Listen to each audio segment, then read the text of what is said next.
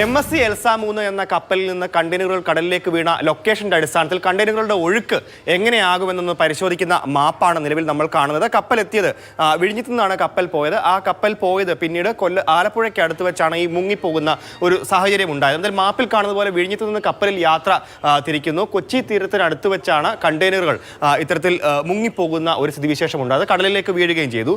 പിന്നീട് കപ്പൽ മുങ്ങി താഴുകയും ചെയ്തു. അങ്ങനെ നിലവിൽ വലിയ പ്രതിസന്ധി തന്നെയാണ് ഇപ്പോൾ നിലവിൽ കേരളം നേരിടുന്നത്. അതിൽ ഏറ്റവും പ്രധാനപ്പെട്ട ചില ലൊക്കേഷൻസ് ആണ് കൊച്ചി, ആലപ്പുഴ, കൊല്ലം, അതുപോലെ തന്നെ തിരുവനന്തപുരത്തെ തീരദേശ പ്രദേശങ്ങളൊക്കെ. ഇത്രയും ഇടത്താണ് എന്തായാലും ഇത്രയും ഈ കപ്പലിൽ നിന്നുള്ള കണ്ടെയ്നറുകൾ പ്രചരിക്കാനുള്ള വീഴാനുള്ള സാധ്യതകളൊക്കെ ഉള്ളത്. അതുകൊണ്ട് തന്നെ 80% സാധ്യതയാണ് കൊച്ചിയിലും ആലപ്പുഴയിലും കൊല്ലത്തും അതേപോലെ തിരുവനന്തപുരത്തും പറയുന്നതെന്നുള്ളതാണ്. മുങ്ങിയ കപ്പൽ ഇപ്പോൾ നിലവിലുള്ളത് ആലപ്പുഴ ഭാഗത്താണ് ഉള്ളതെന്നുള്ളതാണ്. ഏകദേശം ഒരു 20 കിലോമീറ്റർ മാത്രം ദൂരത്താണ് എന്നുള്ളതാണ്. എന്തായാലും ഈ തീരദേശ പ്രദേശങ്ങളിലേക്ക് കണ്ടെയ്നറുകൾ എത്താനുള്ള സാധ്യത 10% താഴെയാണ് വടക്കൻ ജില്ലകളിലേക്കുള്ളത്. ബാക്കിയുള്ളിടത്തൊക്കെ വലിയ ബുദ്ധിമുട്ടുകൾ നേരിടുന്നുണ്ടെന്നാണ്. എന്തായാലും Indian national centre for ocean information service അനുസരിച്ചുള്ള ഒരു മാപ്പാണ് നമ്മളിപ്പോൾ കാണുന്നത്. ഈ കണ്ടെയ്നറിനകത്ത് ഉണ്ടായിരുന്ന കെമിക്കൽ ഫോർമുലാസ് എന്തൊക്കെയാണെന്നുള്ളത് നമ്മൾ മുൻപ് വിശദീകരിച്ചാണ്. അതുകൊണ്ട് തന്നെ വലിയ ബുദ്ധിമുട്ടുണ്ടാക്കുന്ന തരത്തിലേക്ക് തന്നെ കാര്യങ്ങൾ നീങ്ങാവുന്നതാണ്. അതുകൊണ്ട് തന്നെ തീരദേശത്തുള്ളവർ ഒക്കെ ജാഗ്രത പാലിക്കണം.